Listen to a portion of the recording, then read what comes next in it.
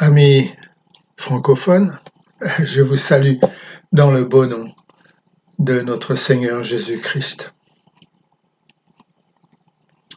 Et voici maintenant nous arrivons au 4e message. Il y en a encore un après.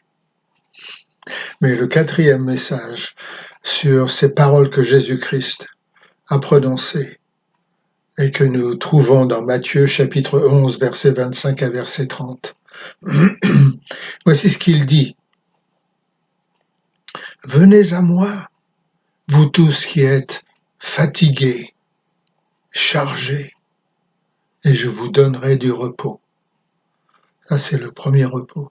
« Prenez mon joug sur vous et recevez mes instructions, car je suis doux et humble de cœur, et vous trouverez du repos pour vos âmes. » Le deuxième repos. « Car mon joug est doux et mon fardeau léger. » Maintenant, pour ceux qui ont reçu ce premier repos, pour ceux qui vivent une vie paisible avec Dieu, un autre repos est à leur disposition. Ce repos n'est pas un don. Il est plus profond, plus vivifiant pour nos âmes que l'autre repos. Ce repos est une merveilleuse satisfaction pour notre cœur, mais ce repos doit être trouvé. Et pour le trouver, il nous faut venir à Christ, apprendre de lui, recevoir ses instructions et prendre son joug afin de trouver du repos pour nos âmes. Notez que le Seigneur nous dit « Recevez mes instructions ». Une autre version traduit cette phrase par « Laissez-moi vous instruire ». La version grecque est plus directe « Apprenez de moi ». Jésus ne nous dit pas d'aller chercher un prof à telle école ou telle université pour recevoir ses instructions, mais il nous dit « Laissez-moi être votre professeur. Apprenez de moi. Je suis celui qui vous instruira. » Maintenant, il y a des écoliers qui se regardent eux-mêmes et qui pensent « Comment puis-je apprendre de Jésus-Christ ? Je suis si stupide, si lent à comprendre. Les choses seraient bien différentes si j'avais de la mémoire, l'habilité de parler, si je possédais les dons nécessaires pour être un disciple. » Mes amis, cela échoue par manque de confiance. Il y a des écoliers qui sont trop confiants en eux-mêmes. Ils pensent qu'ils sont malins, qu'ils savent tout, qu'ils comprennent tout, qu'ils perdent leur temps à étudier. Et cela échoue par manque de modestie.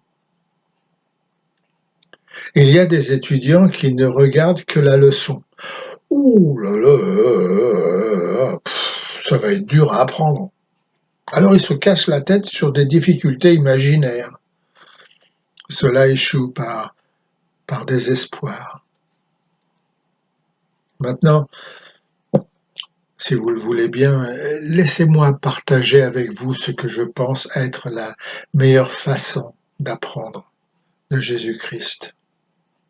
Ne songez pas à vos compétences, ne regardez pas vos capacités, n'examinez pas la leçon écrite, concentrez plutôt vos regards sur le professeur et croyez dans lui.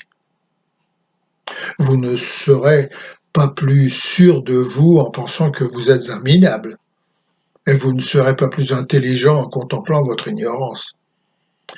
Il est peut-être vrai que vous êtes faible, stupide et peut-être bien plus que cela, mais mes amis, la meilleure façon d'apprendre, c'est d'apprendre avec le meilleur professeur.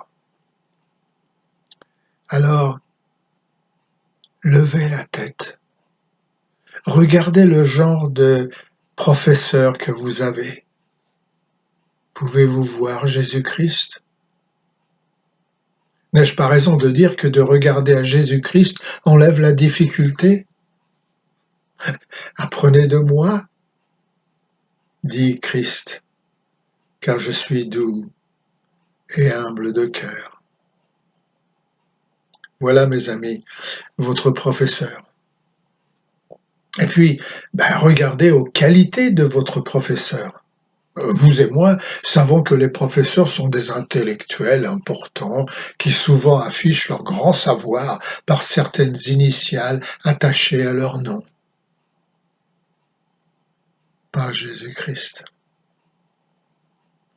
Les seuls titres qu'il a sur sa carte de visite sont doux et humble de cœur.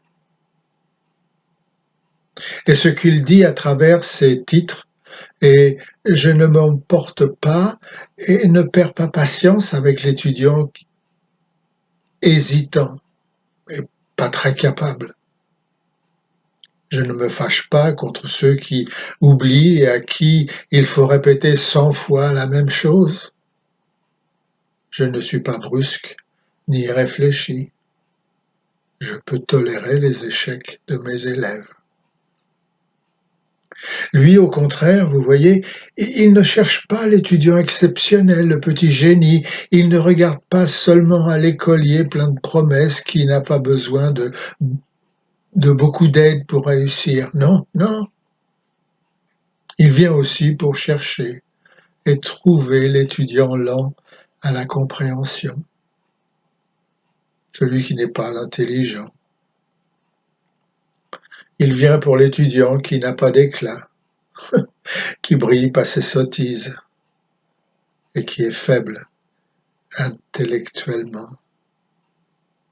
Il vient pour ceux qui pensent qu'ils n'y arriveront pas, tout comme il est venu pour moi. Il vient aussi pour vous, mes amis. Vous n'avez qu'à venir à lui et lui adresser ces paroles que nous trouvons dans le Cantique de l'armée du salut, le numéro 168. Les Anglais connaissent le refrain par cœur, mais ils connaissent pas le couplet. Et les voici parce qu'ils ont été écrits pour vous. Elle est douce, elle est bénie, leur passer à l'écart, loin des vains bruits de la vie, à chercher la bonne part. Une ineffable présence remplit tout entier ce lieu, ô mon âme. Fais silence, adore le Fils de Dieu. Apprends mieux à le connaître, mon âme, en cet entretien. Fais confiance à ton maître, sa volonté, c'est son bien, c'est ton bien. Demande qu'elle soit faite, dites avec sincérité, bonne, agréable et parfaite, soit pour moi ta volonté. Mais si d'un regard sévère, il te sonde et trouve en toi ce qui n'est pas pour lui plaire, ce qui s'oppose à sa loi, il condamne, mais relève, il sanctifie et guérit, et son œuvre en toi s'achève par l'action de son esprit. À contempler ce visage rayonnant de sainteté, tout l'attrait de son image en toi sera reflété. Si l'harmonie est complète entre ce bon maître et toi, présente alors ta requête. Il fera selon ta foi. Permets-moi, comme à Marie, à tes pieds de t'écouter. Tes paroles sont la vie, la grâce et la vérité. Divin Maître, je te prie, dicte-moi ta volonté. C'est tout simple. Même un enfant peut comprendre ça. Dieu vous bénisse. Et la semaine prochaine, ce sera mon dernier message sur le joug que Jésus-Christ veut que nous portions.